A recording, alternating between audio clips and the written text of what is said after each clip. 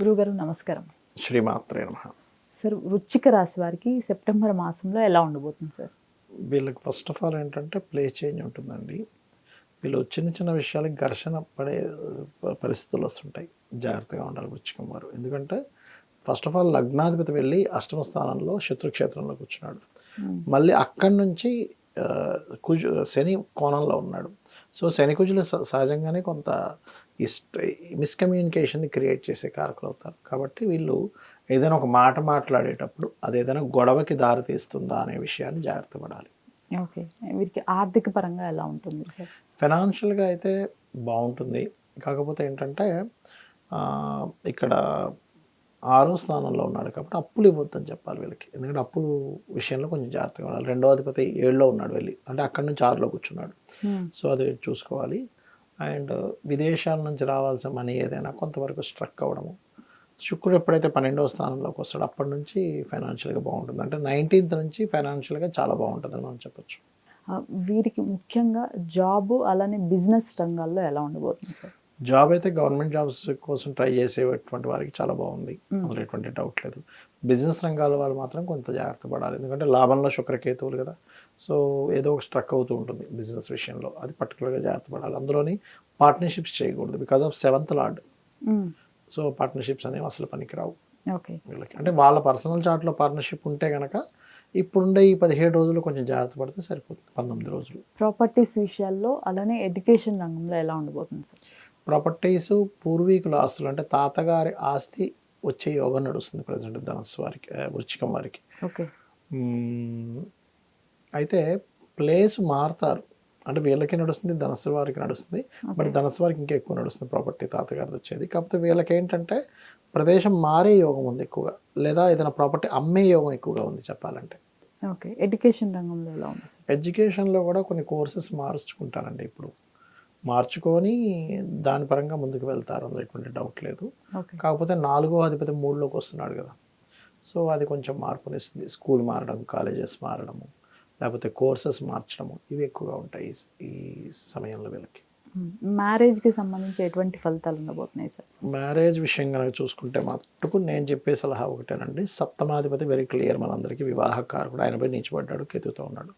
So ఒకటే, ఏదైనా ఫంక్షన్కి వెళ్ళామండి, అక్కడ మా అమ్మాయిని చూసారు, మా అబ్బాయిని చూసారు, వెంటనే ఓకే చేసేసారు అనేది పెట్టుకోకూడదు. ఎందుకంటే 11th హౌస్ ఈజ్ ఈవెంట్స్కి వెళ్ళినప్పుడు సెట్ అవ్వడం వల్ల ఇబ్బంది వస్తుంది ఇక్కడ వీళ్ళకి. ఓకే. ఏ గోచారంలో ఏ గ్రహం ఎక్కడ ఉన్నప్పుడు అలాంటి దాంట్లో ఇబ్బంది వస్తుంది అన్నప్పుడు దాని జోలికి వెళ్ళకూడదు, అక్కడ ఓకే చేయకూడదు. నేను ఆలోచించి చెప్తామండి అని చెప్పాలి. పర్టికులర్గా 19వ తేదీ వరకు మాత్రం ఎట్టి పరిస్థితుల్లో వివాహ సంబంధించిన విషయాలు మాట్లాడకపోవడమే మంచిది. వీరు ఇన్వెస్ట్మెంట్ పరంగా అలానే అబ్రాడ్ వెళ్ళే యోగాలు ఎలా ఉండబోతున్నాయి? 19 తర్వాత ఉన్నాయండి అబ్రాడ్ యోగాలు. వీళ్ళకి ఖచ్చితంగా వెళ్తారు 19 తర్వాత. లేదా సంతానం కోసం వెళ్ళడం, సంతానం మూలంగా వెళ్ళడం, సంతానాన్ని పంపించడం అనేది జరుగుతుంది. పంచమంలో రాహు ఉన్నాడు కదా, అయితే పంచమ రాహు ఉన్నందుకు కాస్త ప్రెగ్నెన్సీ లేడీస్ కొంత జాగ్రత్తగా ఉండాలి. ఈ రాశి వారు సార్ ముఖ్యంగా తీసుకోవాల్సిన జాగ్రత్తలు, చేసుకోవాల్సిన పరిహారాలు ఏంటి? వివాహ నిర్ణయాల విషయంలో జాగ్రత్త తీసుకోవాలి. ఏవో లాభాలు ఎక్కువ వస్తాయని కొంతమంది షేర్ మార్కెట్లో కూడా డబ్బులు పెడతారు, ఇటువంటి విషయాల్లో జాగ్రత్తగా ఉండాలి. అండ్ పార్ట్నర్షిప్స్ విషయంలో జాగ్రత్తగా ఉండాలి. ఇక పరిహారాలంటే దత్తాత్రేయుడి యొక్క ఆరాధన చేయడం, అండ్ శుక్రకేతు శని గ్రహాల దగ్గర దీపారాధన చేయడం మంచి ఫలితం ఇస్తుంది. అయితే కొంతమందికి వారి రాసులు ఏంటి అనేది తెలియదు. గోచారం ప్రకారం వారికి ఎలా ఉండబోతుంది అంటారు? ఫస్ట్ ఆఫ్ ఆల్ అమ్మ, మనకి అంటే మన వీడియో ఇంకా మనకి శ్రావణ మాసంలోనే రిలీజ్ అవుతుంది కాబట్టి చెప్తున్నాను. ఇప్పుడు ఎట్లాగో శ్రావణ శుక్రవారాలు వస్తున్నాయి.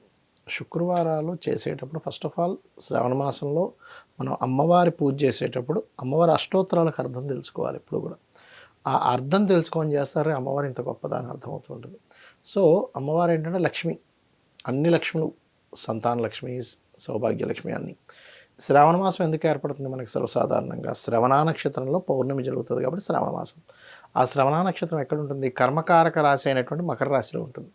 అంటే ఈ శ్రావణ మాసంలో ఎవరైనా సరే నాకు జాతకం తెలియదండి, డేటు, టైము, ప్లేసు, వాస్తు తెలియదు, జ్యోతిష్యం తెలియదు, నా పరిస్థితి మాత్రం బాగోలేదు అనుకునేటువంటి వారు ఈ మాసంలో గనక అమ్మవారి పేరు మీద అమ్మవారికి వెలిగిస్తున్నాను అనుకుంటూ నువ్వుల నూనెతో దీపం వెలిగించడము, గోవులకి బెల్లం తినిపించడము శనివారాలు.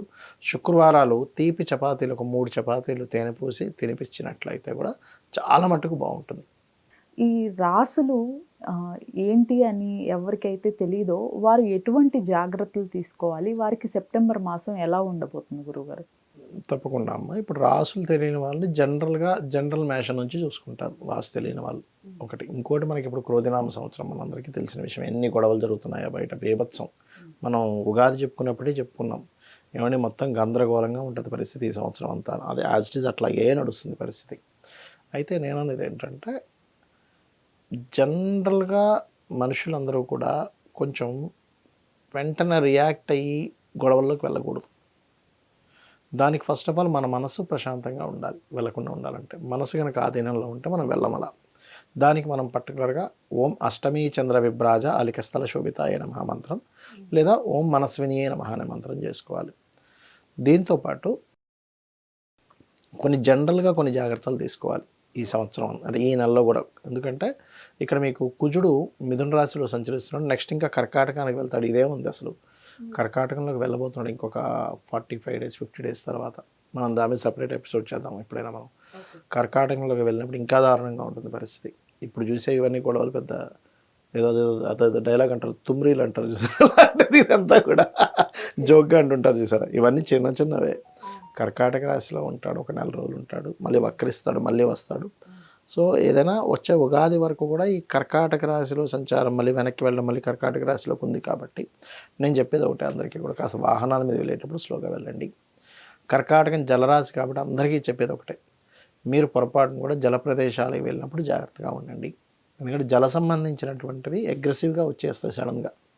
పర్టికులర్గా జాగ్రత్తగా ఉండాలి. కుజు అగ్నితత్వానికి కారకుడు కాబట్టి అగ్ని సంబంధించిన దోషాలు, అదేవిధంగా భూకంపాలకు కారకుడు కాబట్టి సడన్గా భూకంపాలు రావడం ఇట్లాంటివి జరుగుతుంటాయి. బట్ ఒకటే గుర్తుపెట్టుకోవాలి, వాళ్ళకి ప్రజెంట్ ఏదైతే మహాదశ అంతర్దశ నడుస్తుందో ఒకరి జాతకం తెలిస్తే దానికి సంబంధించిన, ఇప్పుడు ఉదాహరణకి శనిలో కేతు నడుస్తున్నాడు, లేకపోతే శుక్రుల్లో బుధుడు నడుస్తున్నాడు, ఏదో ఒకటి అనుకుందాం. అప్పుడు ఆ 2 గ్రహాలకి దీపారాధన చేయాలి ఇప్పుడు కూడా. అప్పుడు ఏమవుద్దంటే వాళ్ళకి నడుస్తున్న మహాదశ లార్డ్ ఎవరైతే ఉన్నారో అతను ఇచ్చేటువంటి నెగిటివ్ రిజల్ట్స్ తగ్గుతాయి, పాజిటివ్ రిజల్ట్స్ పెరుగుతాయి. అయితే ఇవన్నీ ఒకటైతే వాళ్ళ పర్సనల్ చార్ట్ కనుక బాగుందనుకోండి ఏం ప్రాబ్లం ఉండదు. ఇప్పుడు వాళ్ళ పర్సనల్ చార్ట్లో లగ్నం బలంగా ఉంది, వాళ్ళు దేనైనా తట్టుకోగలుగుతారు. ధనభావం బలంగా ఉంది, ఎన్ని ఖర్చులు వచ్చినా మళ్ళీ ధనం అంత తగ్గట్టుగా వస్తుంది. ఇక్కడ ఎలా అంటే ధనభావం బాగాలేదు, ఆ బాగోలేనప్పుడు ఎందుకు బాగాలేదని దానికి సంబంధించిన రెమెడీ చేసుకుంటే క్లియర్ అవుతుంది.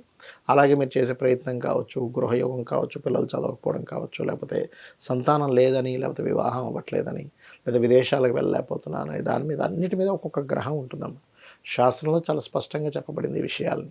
సో దాని పరంగా మీరు కనుక ఏ గ్రహం మనకు మూవ్ అవుతుంది, దానికి సంబంధించిన రెమెడీ ఏం చేసుకోవాలో తెలుసుకున్నట్లయితే ఖచ్చితంగా క్లియర్ అవుతుంది. అంటే పెద్ద మొత్తంలో అవ్వాల్సింది చిన్న దాంట్లో పోతుంది. కర్మ అనుభవించాల్సిందే మనిషి, కానీ చిన్న దాంట్లో వెళ్ళిపోతుంది.